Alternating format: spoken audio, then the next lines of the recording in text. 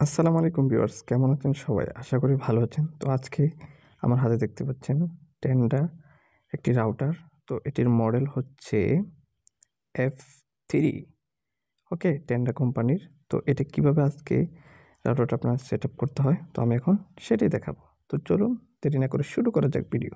দেখতে পাচ্ছেন এখানে আমার হাতে টেন্ডা কোম্পানির একটি রাউটার। অলরেডি আমি এগুলো কারেন্টের সাথে সংযোগ করে ফেলেছি। সবগুলো তো আপনারা করে নেবেন। তো এর পিছনে আইপি অ্যাড্রেস 192.168.0.1 এটা আমরা এখন সার্চ করব। তো চলে আসলাম আমরা মোবাইল স্ক্রিনে। তো আসার পরে আপনারা কি করবেন, আপনাদের গুগল ক্রোমটা সিলেক্ট করে নেবেন। ওকে, দেখতে পাচ্ছেন আমি এখানে এখন ওয়াইফাই যদি কানেক্ট করি, তো প্রথমে এইভাবে করে নেবেন। তো করে নেওয়ার পরে দেখতে পাবেন যে এটা কানেক্ট হয় কিনা। দেখতে পাচ্ছেন যে ওইখানে কিন্তু আইপি অ্যাড্রেস যাচ্ছে, তো এটা কিন্তু প্রপারলি কানেক্ট হয় নাই। তো আমাদের এটা প্রথমে সেট আপ করে নিতে হবে। তো আপনারা এইভাবে আগে চালু করে নেবেন। চালু করে নেওয়ার পরে চলে যাবেন আপনার কাঙ্ক্ষিত ক্রোম বাজার। ওকে, ক্রোম বাজারে চলে আসার পরে এখানে সার্চ করতে হবে 192.168.0.1। তো প্রপারলি এরকম আসার পরে এখানে আপনার কোনটা, আমি যেহেতু স্ট্যাটিক আইপি, এখানে ডাইনামিক আইপি, পিপিও দেখতে পাচ্ছেন 3টা। তো আমি স্ট্যাটিক আইপি এখানে করে নিচ্ছি। আইপি অ্যাড্রেস আমি এগুলো পূরণ করছি। তো আপনারা এটা হচ্ছে আমার আইডি দেখতে পাচ্ছেন, আমি এখানে বসিয়ে দিলাম 2582। ওকে,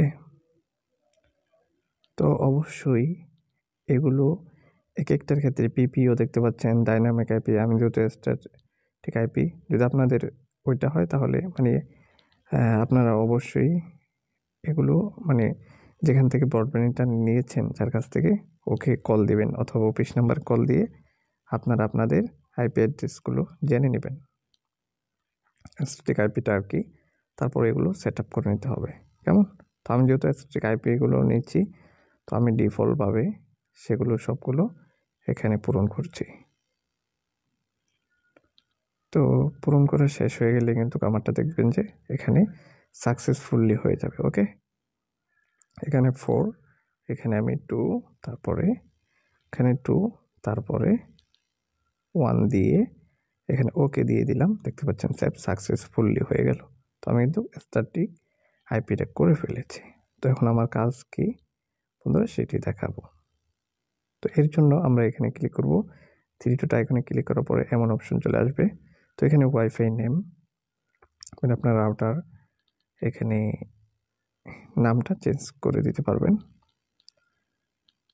তো আমি এখানে যে কোনো আপনি নাম দিতে পারেন, আপনার ফ্যামিলি, আপনার প্রতিষ্ঠানের নাম। তো আমি জাস্ট এখানে আমার এই টেন্ডা ওয়াইফাই 10 আমি এটাই দিয়ে দিলাম। ঠিক আছে, তো জাস্ট আমি এটাই দিয়ে দিলাম। এখানে টেন্ডার 10 দিব আর কি। তারপরে এখানে হাইড ওয়াইফাই দিতে পারেন, না দিলে এগুলো ঝামেলা দরকার নেই।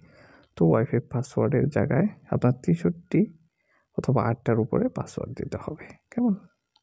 তো ওয়াইফাই পাসওয়ার্ড, তারপরে দেখতে পাচ্ছেন নিচে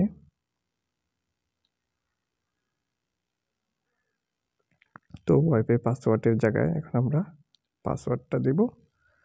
তারপরে কিন্তু আমাদের হয়ে যাবে। ওকে, তো একটু ওয়েট করুন, সাথেই থাকুন। টেন্ডার 10, হ্যাঁ ওইটা দিয়ে ফেলেছি অলরেডি। তো বন্ধুরা, আমি কিন্তু অলরেডি এখানে পাসওয়ার্ডটি দিচ্ছি, আপনাদেরকে দেখাবো। এখন আমি পাসওয়ার্ডটি দিচ্ছি, এখানে দেখা যাচ্ছে না।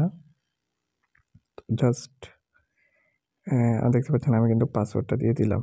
তারপরে ওইখানে যে অপশনগুলো যেভাবে আছে, যারা আপনার এখানে একটা স্ক্রিনশট মেরে রাখবেন, যাতে পরবর্তী করবেন আর কি। এখানে তারপরে সিঙ্গেল ওখানে হাইড দিয়ে দিবেন, তারপরে ওকে, এটা সেভ সাকসেসফুলি হয়ে গেল। এখন ডাইরেক্ট ওয়াইফাই আপনারা কানেক্ট করবেন। ওখানে ক্লিক করার পরে তো আপনারা এখন এখানে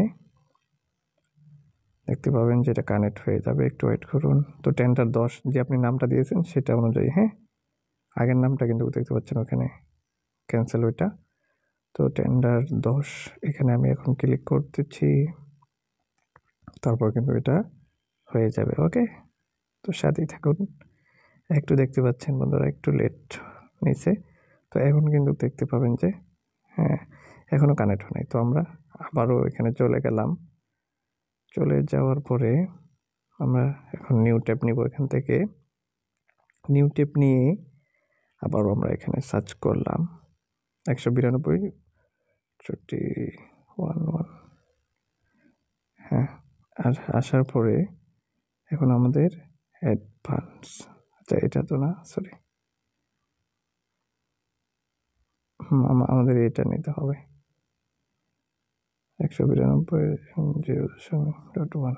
তো দেখতে পাচ্ছেন এটা আসার পরে এখন আমরা এখানে ক্লিক করব।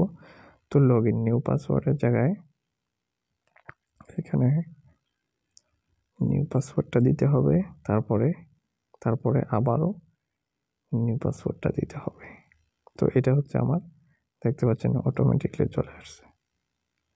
হ্যাঁ, তারপর আপনারা মানে মোট কথা হচ্ছে এখন আমার ওই নেট কানেকশনটা হয়ে গেত, ওদের অন্য জায়গায় তারটা ছিঁড়ে গেছে, যার কারণে কিন্তু এটা কি হয় নাই। এরকম আসার পরে আপনারা যে কোনো সময় এখান থেকে আরও অপশনগুলো ইনশাল্লাহ আমি সামনে থ্রি লাইনে আরও কিছু অপশন আছে, তো আপাতত আপনারা এইভাবে করে সেট আপ করে নিতে পারবেন। আর ওইখানে ঢুকবেন হচ্ছে 192, এখানে 168.0.1। তারপরে কিন্তু এখান থেকে সব কিছু সেটিং করে নিতে পারবেন। তো দেখতে পাচ্ছেন নিচে কিন্তু আমার অলরেডি দুইটা ডিভাইস। তো এখানে আর কোনো সেটিং নেই, দেখতে পাচ্ছেন আমার ওয়েবের পাসওয়ার্ডটা, এটা মনে রাখবেন আপনারা।